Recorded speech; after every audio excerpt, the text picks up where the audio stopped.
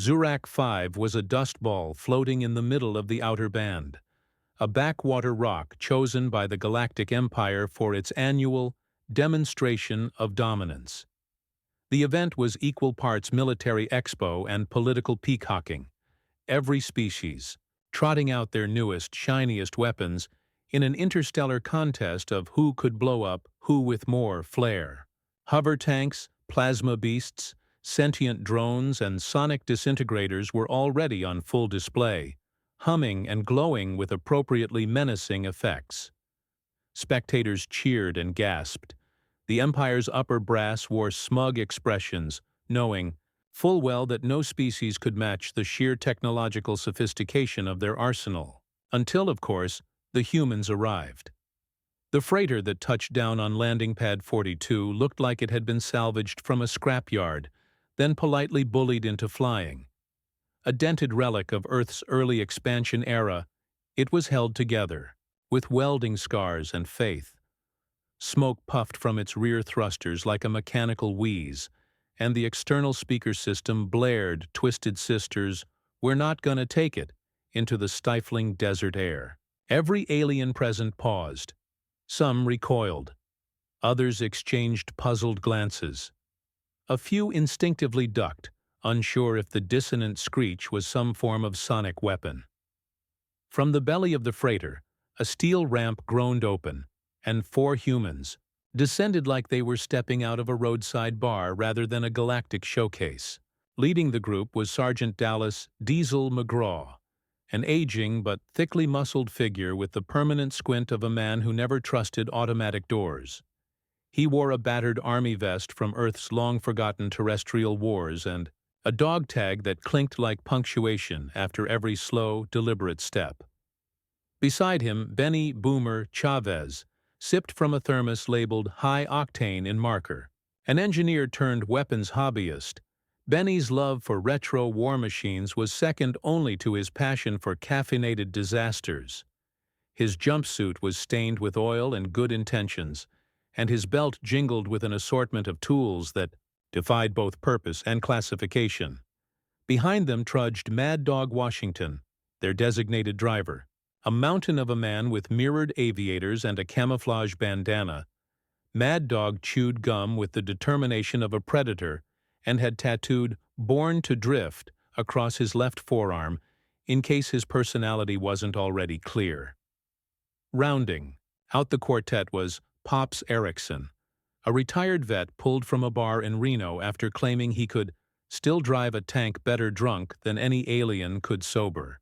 He lit a cigar the moment he stepped into alien air, ignoring a dozen warning signs about oxygen flammability. The human delegation was not announced.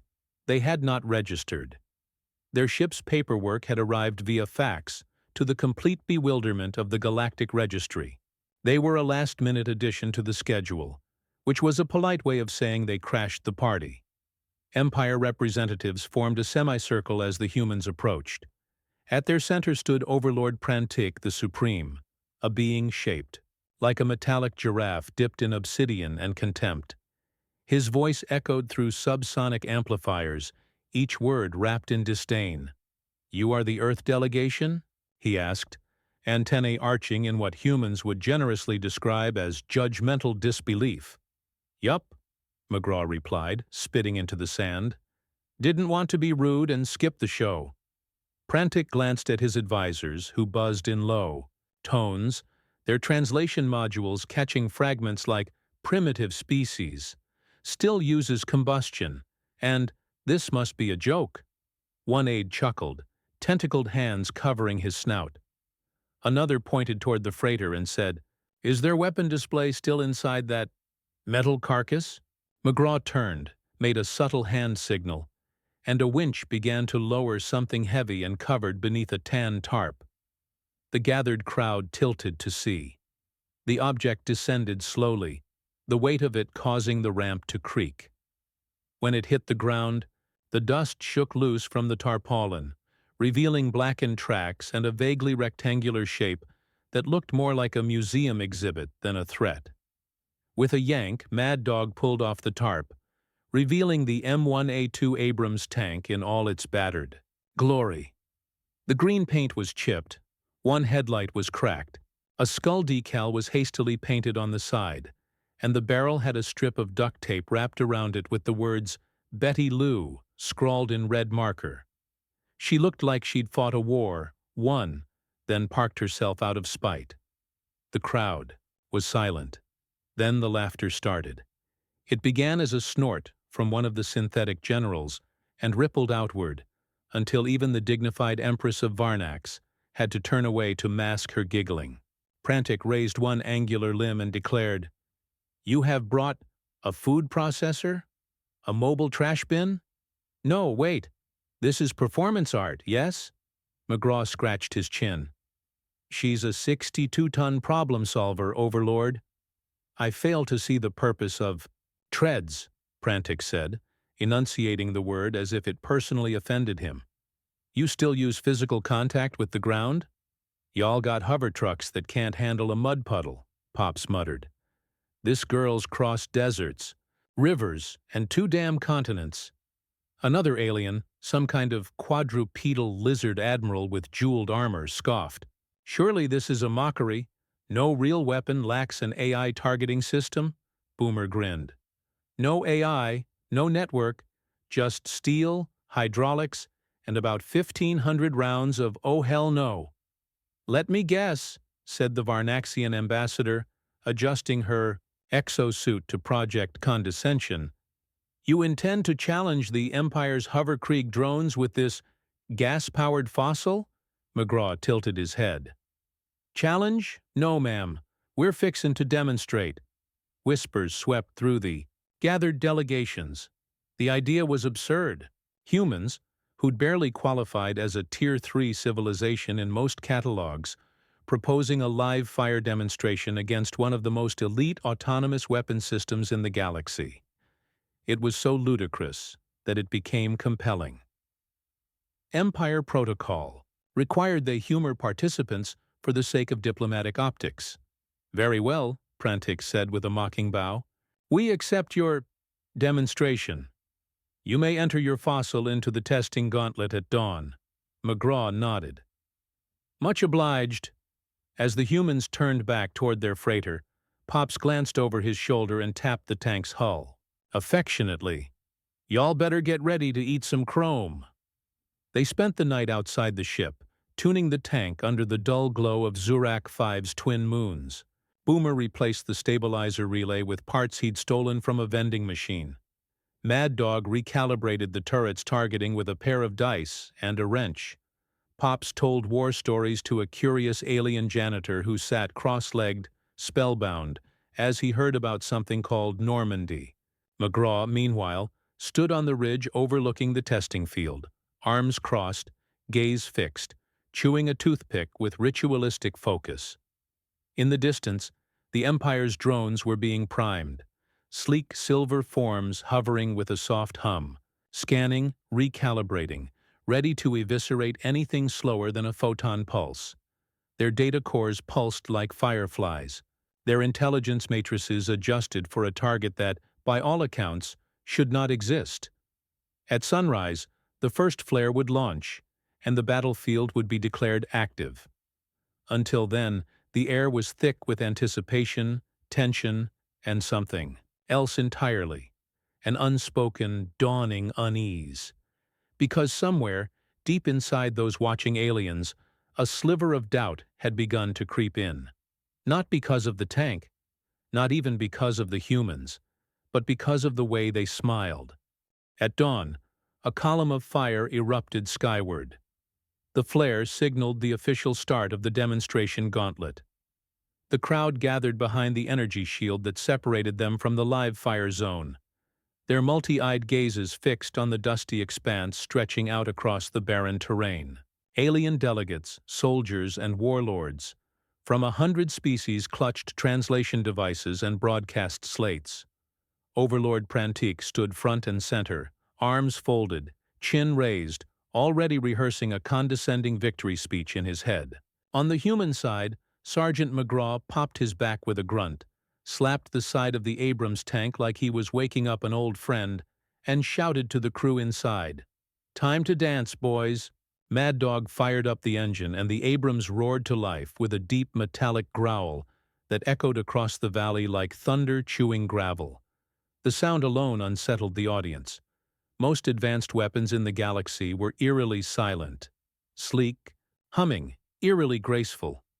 This machine growled, it snarled, it vibrated with the kind of noise that triggered ancient prey instincts in otherwise sophisticated aliens. The gauntlet terrain had been designed to test the agility, responsiveness, and targeting capability of elite weapon systems. Autonomous, drones equipped with adaptive learning algorithms would swarm and attack, responding in real time to the target's movements. No organic pilots had ever completed it, much less in a vehicle built over 1,000 Earth years ago. The Abrams rolled forward anyway, unbothered.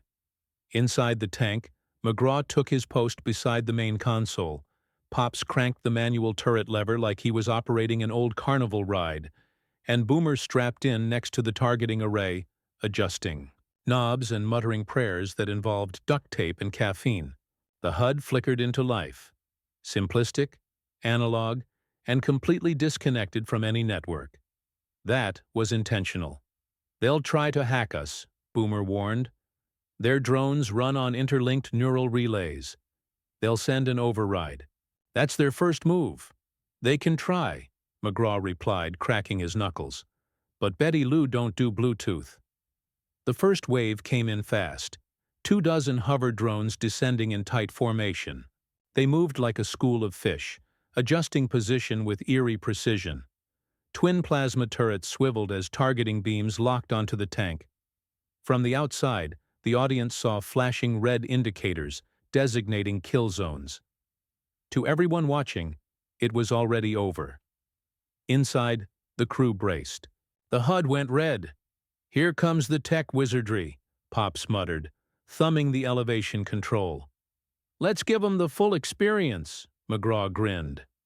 "Boomer, put on the soundtrack." Boomer hit a button. The opening chords of "Fortunate" sun blasted through the interior, vibrating the panels. It was loud, chaotic, completely anachronistic, and exactly the kind of psychological warfare no alien had ever encountered. The tank fired its first shell with a crack that split the air like the sky itself had been punched. The recoil jolted the entire machine, the ground shook, and a hover drone exploded in midair, spinning into a pile of molten debris. Gasps rippled through the crowd. One of the advisors turned to Prantic. "That can't be right. It was a lucky shot," Prantic muttered. It wasn't. The Abrams moved like a blunt instrument through a sea of scalpels. The second shot hit 2 drones at once, one directly, the other from shrapnel. The third knocked a heavy interceptor out of the air, causing it to spiral into the canyon wall. The targeting systems on the drones began to flicker as the tank's analog system confused their neural predictions. No data stream to intercept. No wireless protocols. Just raw, dumb, relentless human engineering. "They're throwing off our algorithms," a technician on the Empire's monitoring platform reported. "No digital patterns, no network traffic. It's like it's not even talking." "Because it isn't," Prantic snarled. "It's not supposed to work like this." The Abrams kept advancing, grinding over rock and metal remains. Mad Dog's hands were steady on the controls, his foot hammering the pedal like he was back in a high-speed pursuit through Mississippi backroads. The tank took a hit. A glancing plasma burst against the side armor, but shrugged it off like a mosquito bite.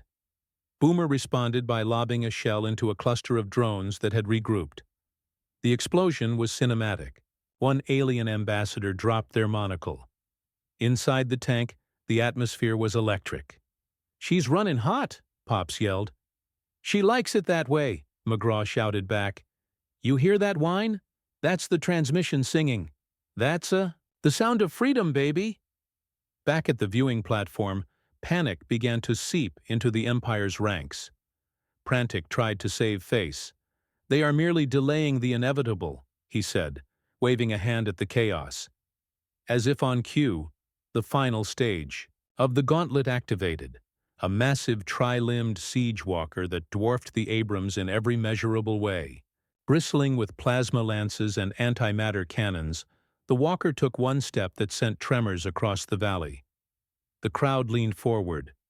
Surely this would end it. Inside the Abrams, nobody flinched. "You remember what this thing's rated?" "To punch through?" McGraw asked, almost casual. "About 6 inches of reinforced tungsten, if memory serves," Pops replied. "Betty Lou's got one more in the pipe. Let's hope she's still got her curveball." Mad Dog adjusted their angle. The siege walker locked on, multiple indicators flashing across their HUD. Boomer counted down. 3, 2... "Give her hell!" the main cannon fired. A split second later, an experimental rail spike, a little side project of Boomer's involving salvaged alien alloys and a stubborn disregard for physics, shot straight into the walker's knee joint. The explosion was sharp and internal, not flashy, but fatal. The walker stuttered, bent unnaturally, and then collapsed like a drunk giraffe. The crowd screamed. The shield rippled with sound. Prantic stood frozen, eyes wide, mouth slightly open. "Did they just—" "Yes," his aide whispered. "They took it down." McGraw's voice crackled over the gauntlet speakers, patched through a very illegal comms array Boomer had duct-taped to the tank's side. "Y'all said show you what we got. We brought an American classic. Ain't pretty, ain't subtle, but she gets the job done." There was a long silence. Then, against every prediction, the crowd erupted. Not in horror, but in awe. Some were cheering, others were filming. A delegation of Graxian warlords broke into applause, shouting something about honor through chaos. The Empress of Varnax whispered, "I must have one," to her horrified advisors.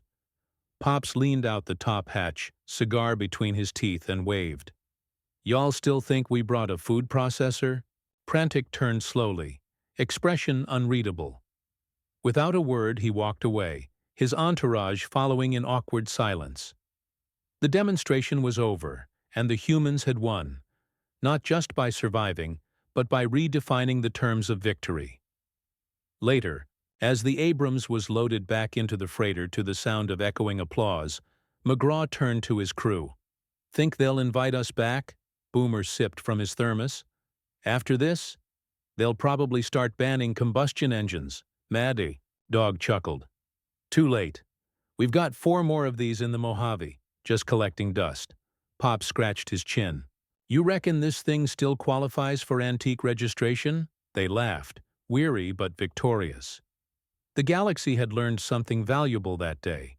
Humans might be behind in tech, outgunned on paper, and weirdly attached to physical buttons, but they had a nasty habit of turning underestimation into annihilation, and this was only the beginning.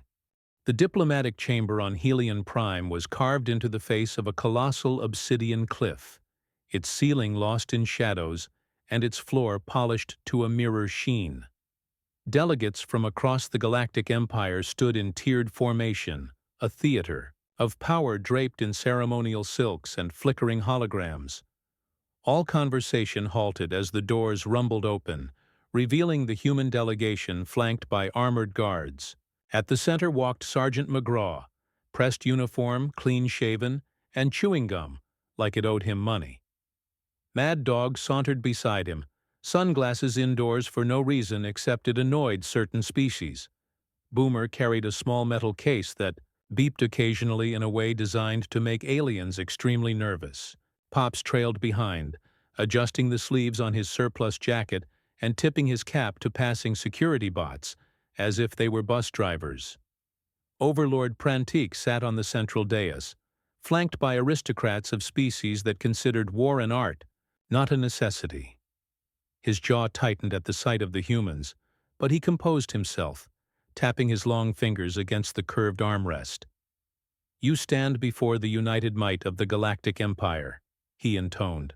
"Your demonstration has stirred interest, but spectacle is not strategy. That outdated death trap does not entitle you to equal footing. McGraw stepped forward and offered the barest of nods. We didn't come here to ask permission. Gasps rippled through the chamber like a sonic wave. One delegate fainted.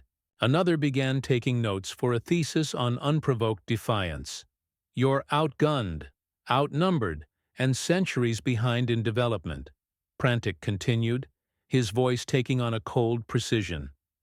Your people are quaint, unpredictable, crude. But this little performance of yours, this tank, has triggered a storm. Boomer set the metal case on the floor and opened it with a hiss. Inside was a data crystal, an actual paper dossier, and a crumpled photograph of a man in a Hawaiian shirt standing next to a much younger Boomer, both of them holding tools over an engine block. That's my dad, Boomer said, tapping the photo. He built hot rods out of scrap. Didn't matter if the engine came out of a farm truck or a lawnmower. If it had spark, he could make it run. What I'm saying is, making things work from what we've got? That's kind of our thing. You believe this? Ethos qualifies as military doctrine? Prantic said, voice thick with derision.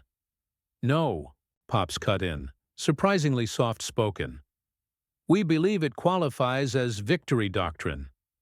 A murmur stirred through the delegates. Some looked unsure. A few looked intrigued, but one, a Sarnathi general with glimmering green armor and a reputation for planetary cleansing, stood up. If humans are so confident, he growled, voice booming without assistance, why don't they enter the open trials? Prove themselves. Against the Empire's finest? Prantic's smile was thin. An excellent proposal. McGraw glanced at his team. How many competitors in this thing? 76 elite teams, Prantic answered, each backed by a sovereign power. All tested, refined, and lethal. Mad Dog whistled low. Sounds like a field trip. Boomer closed the case. We're in. That night, in the private quarters the Empire had provided, mostly as a formality, McGraw stared at the schematic Boomer projected across the room. It was a model of the trial arena, a labyrinthine sprawl of shifting walls, environmental traps, aerial threats, and randomized enemy deployments. Looks like someone mashed up Mad Max with Tron, Mad Dog muttered, chewing jerky. Great. So home field advantage, McGraw quipped. Pops leaned back in his chair, arms folded. They'll throw everything at us. Electromagnetic pulses, terrain collapse, gravity wells. It's not just about who has the best gun, it's who can improvise. When the floor literally drops out, McGraw nodded. That's us. We don't just survive chaos, we remodel it. Boomer's fingers danced across his slate, calling up mechanical parts, half-functional energy systems, and whatever alien salvage he'd quietly requisitioned. They want a show? Let's give 'em fireworks. Over the following days, the team worked in the ship's hold, transforming the Abrams into something that didn't just defy Empire standards. It openly mocked them. Boomer rerouted auxiliary power through a fusion diesel hybrid core. Pops installed manual overrides for every electronic component. Mad Dog replaced the side armor with reinforced debris plating, sourced from a crashed mercenary ship. McGraw handled communications, defense protocols, and a makeshift cooling system made partially from spare coffee dispensers. The result wasn't pretty. It looked like a relic possessed by a junkyard spirit. But when Boomer turned the ignition and the engine roared to life, smoother, louder, and angrier than ever, they all stood in reverent silence. She's alive, Pops whispered. She's pissed, Boomer corrected. The trials began with ceremony. Holograms of past champions lit the sky, speeches boomed across atmospheres, and betting syndicates fired up across every major system. The human team, registered as Earth Entry 001, rolled to the starting line amid laughter and disbelief. Their opponents fielded hover tanks, stealth walkers, crystalline artillery, machines designed in labs by minds bred for war. The Abrams sat among them like a prehistoric beast at a tech convention. Inside the tank, the humans adjusted their gear. McGraw scanned the control board. Mad Dog tapped the wheel. Boomer slid another mixtape into the audio deck. The first song? Eye of the Tiger. The starting flare shot skyward. The first round of the trial was live. The course opened with a sudden bombardment. The other teams deployed drones, phased through walls, used teleportation to gain early ground. The Abrams turned, aimed, and fired a single shell that hit a cloaked unit square in the core, causing it to destabilize and take out two more competitors in the resulting chain reaction. Cheers erupted across human forums. Alien commentators began stuttering. "They're not aiming for glory," one analyst muttered. "They're aiming to wreck." The next section of the trial involved a canyon run filled with shifting magnetic mines. Most vehicles deployed anti-field, dampeners, or advanced predictive sensors. The Abrams turned off all electronics, dropped into neutral, and coasted through the canyon on inertia alone. Pops adjusted course manually with a crowbar. One mine drifted within inches, then reversed polarity and exploded into a different competitor's cloaked ship. By mid-course, over a third of the teams had been eliminated. Earth Entry 001 wasn't just surviving. It was setting traps without even realizing it. The audience couldn't decide whether to be horrified or amazed. Back in the command hub, Prantic watched with clenched fists. "This is not possible," he hissed. "They're improvising through pure chaos." "They're not improvising," one of his analysts said. "They're living in it." By the time the final leg arrived, a narrow pass guarded by a kill swarm of self-replicating sentry bots, only 7 teams remained. The Abrams, scarred but operational, idled at the base of the hill. Boomer loaded one of the last shells into the breach. High velocity, kinetic tip, no fancy tech. McGraw nodded. "Mad Dog, get us close." They accelerated. Sentries fired. Lasers tore into the ground behind them. The tank rattled and shook, and still it moved forward, a juggernaut with no concern for design or elegance. Boomer lined up the shot. "Remember what Dad said," he muttered. "If it's moving too fast to shoot, make the whole world your barrel." He fired. The shell ricocheted off a natural incline, split into 2 fragments mid-air, and took out the sentry control node in a perfect arc. The swarm went dark, instantly. Silence fell over the valley. The Abrams rolled into the final checkpoint, last man standing. From across the galaxy, a stunned audience erupted. Back at the command hub, one aide whispered, "They broke the trial." Prantic didn't respond. He simply turned, walked to his private chamber, and shut the door. Later that night, in their quarters, the crew sat around a cracked crate of off-world beer Boomer had smuggled in. "We just kicked 75 teams of hyper-advanced, ego-fueled war machines," Mad Dog said. "And in a tank that still uses a dipstick," Pops added. "Think they're mad?" Boomer asked. McGraw grinned. "Mad?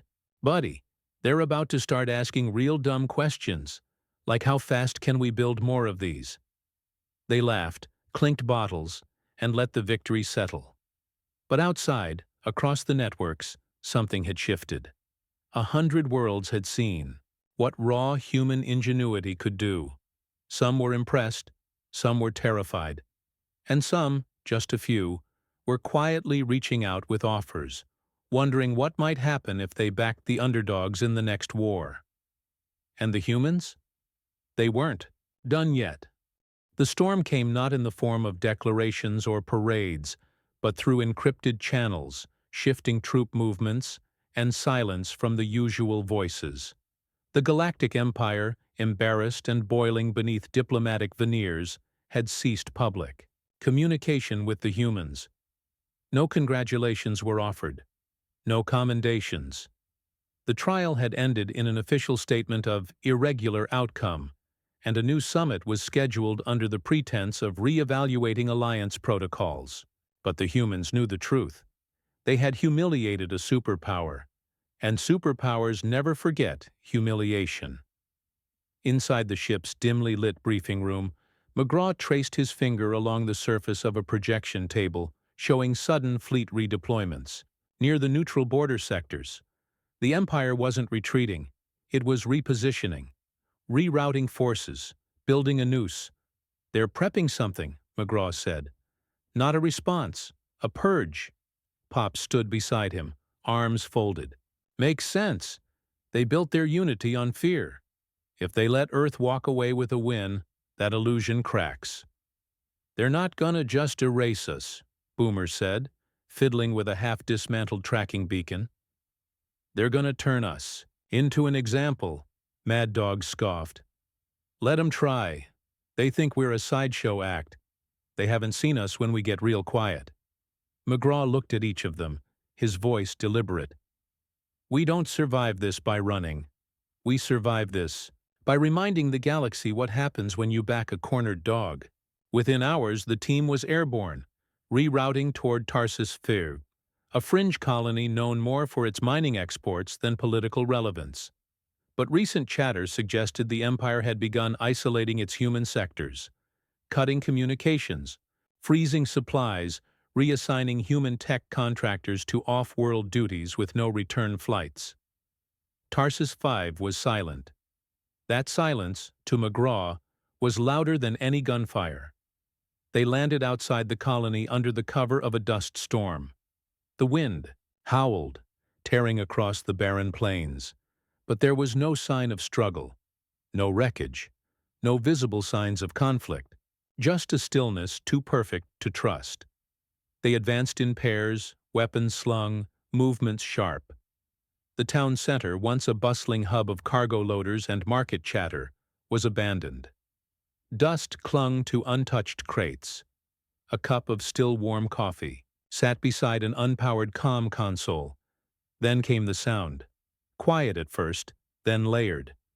A hum, low, mechanical, rhythmic. Pops raised his hand. Boomer knelt beside a vent, touching it gently. "They're under us," he whispered. "Life signs, about 30 meters down." Mad Dog leaned closer. "Bunkers?" "No," Boomer said, his voice suddenly cold. "Cells." A concealed entrance behind the old power station revealed a shaft drilled into the planet's crust. The walls bore fresh scorch marks, the type left by plasma torches. They descended in silence, weapons drawn. The first chamber they found was filled with civilians, miners, engineers, even children, each one locked behind thick containment fields. Several bore injuries, a few sat catatonic. One man looked up and whispered in a hoarse voice. "They said we failed the trial by association, that the Empire needs purity." McGraw's fists clenched. Pop stepped past him and deactivated the fields with 3 quick strokes on the control panel. The man collapsed into his arms. Above them, the hum changed pitch. "They know we're here," Boomer said, checking his slate. "Automated defense just lit up topside." "Then we hold them here," McGraw ordered. "We protect these people and we make sure this message gets off-world." "What message?" Mad Dog asked, already positioning himself at a choke point. McGraw looked up, eyes hard. "That you don't get to erase us." The assault began 10 minutes later.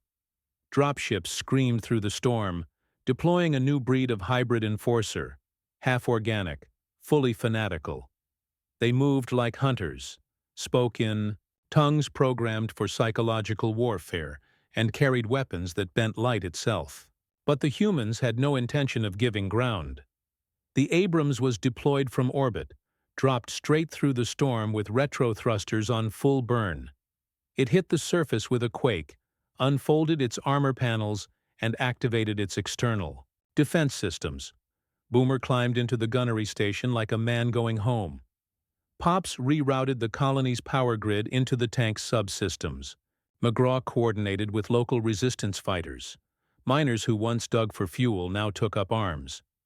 Mad Dog positioned anti-tank mines using abandoned ore carts. The first wave hit like a tidal surge. Plasma fire lit the dark. The air hissed and it cracked. One of the alien mechs leapt forward, spinning twin blades. Boomer's cannon snapped once. The mech disappeared into mist.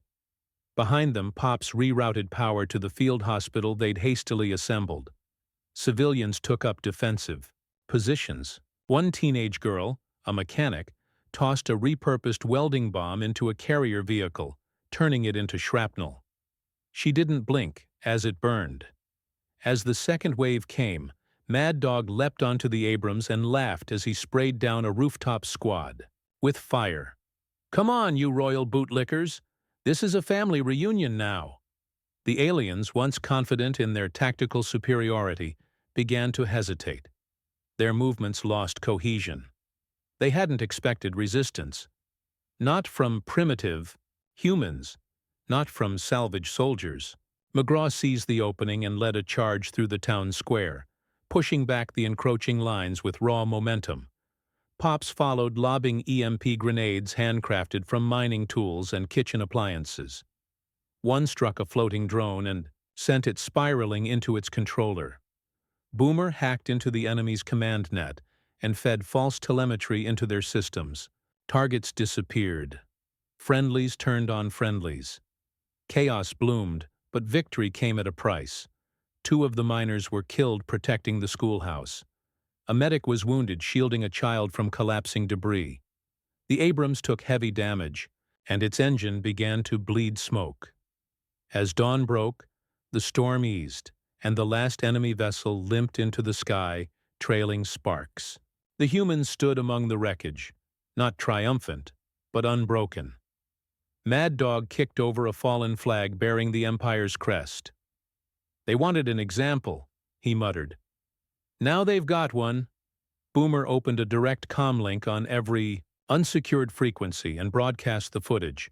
Bodies rescued, civilians saved, Empire units fleeing. A live feed, raw and unedited. A single caption blinked below the stream. "You wanted a war. This is what happens when we stop holding back."